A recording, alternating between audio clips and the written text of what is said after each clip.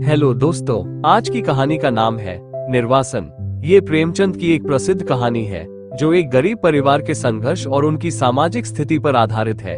चलिए कहानी का वाचन प्रारंभ करते हैं। परशुराम ने मर्यादा से कड़ी आवाज में कहा, दहलीज में रुक जाओ। मर्यादा ने पूछा, ऐसा क्या हो गया कि मुझे दहलीज में रुकने के लिए कह रहे हो? मुझे छूत लग गया क्या?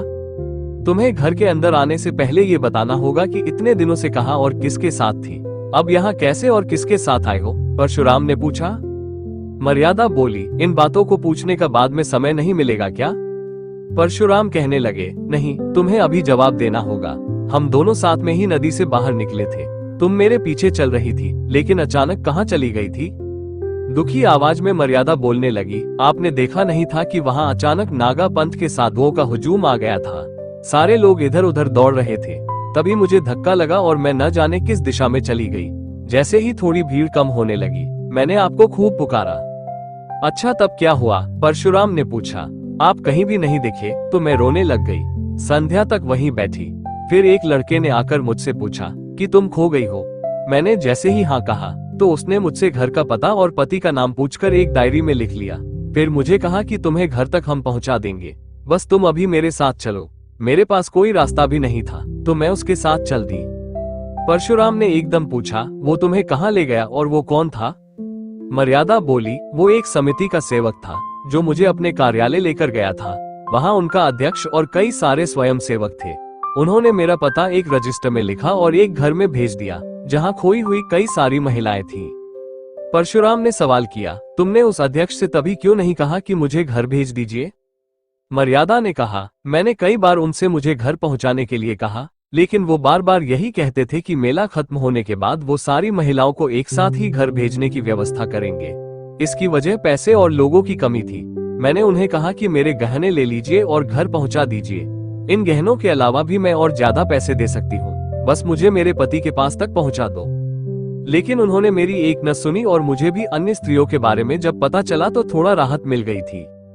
परशुराम बोले, ठीक है, लेकिन तुमने मुझे तार क्यों नहीं लिखवाया? मर्यादा ने बताया कि मैं पूरी रात उन महिलाओं के साथ उसी कमरे में थी।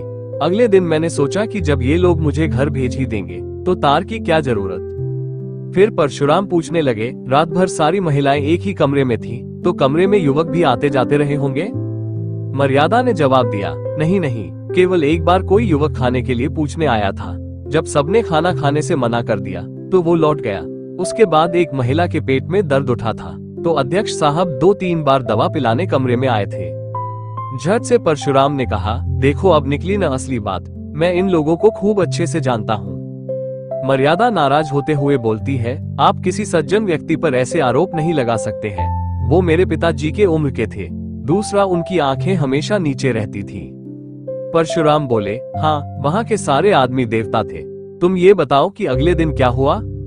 मर्यादा ने कहा, अगले दिन भी मैं वहीं रही। दिन के समय एक स्वयं सेवक हम सभी महिलाओं को कई पवित्र स्थल लेकर गए। लौटकर सबने खाना खाया। परशुराम ने पूछा, तुम वहाँ महिलाओं के साथ आनंद लेती रही? मेला तो अगले दिन ही खत्म हो गया होगा ना? खाना खाने के बाद तो गाना बजाना भी हुआ होगा? मर्यादा ने बताया, नहीं, गाना बजाना तो नहीं हुआ, लेकिन सारी महिलाएं अपने दुख के बारे में बात करती रही। शाम को मेला उठा तो उसके बाद 2 सेवक सारी महिलाओं को स्टेशन लेकर गए। परशुराम बोले, तुम तो यहाँ 7वें दिन आए हो और वो भी अकेली ही। मर्यादा बोली, हाँ, स्टेशन में कुछ दुर्घटना हो गई थी जिस वजह से देरी हो गई। परशुराम ने कहा, क्या हुआ था? मर्यादा ने बताया कि जैसे ही वो सेवक टिकट लेने गया तो एक आदमी ने कहा कि गोपीनाथ धर्मशाला में एक इंसान ठहरा हुआ है जिसकी पत्नी खो गई है। उसने जैसा हुलिया बताया वो मुझसे मिलता था। उस आदमी ने मुझे देखकर कहा कि आप उनकी पत्नी जैसी लग रही हैं। मैंने उससे पूछा कि क्या तुम बाबूजी को पहचानते हो? उसने जवाब दिया, मैं उनको नहीं जानता, तो आपको क्यों खोजता? आपका बच्चा काफी रो रहा है। तब सारी औरतों ने कहा कि चली जाओ, तुम्हारे पति परेशान हो रहे होंगे। उन स्वयं सेवकों ने उस व्यक्ति से 2-3 बातें पूछकर मुझे उसके साथ भेज दिया। दिल खुश था कि अब अपने परिवार से मिलूंगी, लेकिन मेरा भाग्य ऐसा कि मैं किसी गलत इंसान के हाथ पड़ गई। परशुराम ने हैरान होकर पूछा कि आखिर कौन था वो जिसके साथ तुम चली गई? मर्यादा ने कहा कि मुझे लगा कि वो कोई दलाल ही रहा होगा। परशुराम ने सवाल किया कि तुमको इतना होश नहीं हुआ कि उसे कह दो कि बाबूजी को यहीं भेज दो? मर्यादा तुरंत बोली, मेरी बुद्धि काम ही नहीं कर रही थी। अब तुम फिजूल की बातें मत करो और यह बताओ कि वो आदमी तुम्हें कहाँ ले गया। परशुराम बोले, मर्यादा, मुझे लज्जा आती है, क्या बताऊं आपको। परशुराम, तुम्हें तो यहाँ आने पर और भी लज्जा आनी चाहिए। मर्यादा बोलने लगी, देखिए, मुझे किसी ने छुआ तक नहीं है, भगवान की कसम खाकर कहती हूँ। परशुराम ने पूछा कि क्या तुम उसका चेहरा कैसा था बता सकती हो। मर्यादा ने बताया, वो छोटे कद का गहरे रंग का आदमी था, लंबा सा कुर्ता पहना हुआ और गले में ताबीज भी था। परशुराम ने कहा, अरे वो तो धर्मशाला में झाड़ू देने वाला था, मैंने उसको तुम्हारे खोने की जानकारी दी थी, उसने इस बात का इस तरह से फायदा उठाया। मर्यादा बोली कि वो तो ब्राह्मण जैसा लग रहा था। परशुराम कहने लगे, नहीं नहीं, वो मेहतर यानी झाड़ू देने वाला ही था, वो तुमको अपने घर लेकर गया था। मर्यादा ने बताया कि उसने पहले मुझे एक तांगे पर बैठने को कहा और फिर एक तन गली से किसी मकान में ले गया। उसने फिर कहा कि तुम्हारे बाबूजी यही आएंगे। फिर मुझे लगा कि उसने मुझे झांसा दिया है। कुछ देर बाद एक बुढ़िया आई और मुझे लालच देने लगी। पूरी रात मैं रोती ही रही। अगले दिन बुढ़िया ने कहा कि तुम रोकर मर भी जाओगी तो भी तुम्हारी मदद के लिए कोई नहीं आएगा। उस झाड़ू मारने वाले और बुढ़िया ने कहा कि तुम्हारा एक घर छूट गया है, अब हमारी बात मान लो तो तुम सोने से लग जाओगी। तभी मैंने स्वयं को खत्म करने का निर्णय ले लिया। परशुराम ने मर्यादा को रोकते हुए कहा कि ठीक है, मैंने मान लिया कि तुमने अपने सतीत्व को खत्म होने नहीं दिया, लेकिन मैं तुम्हें अपना नहीं सकता हूँ। मर्यादा ने कहा कि स्वामी, आप ऐसा मत कहिए, मैं आपकी वही पहले वाली पत्नी हूँ, मुझे किसी ने छुआ भी नहीं है, आपका ऐसा करना मेरे साथ अन्याय होगा।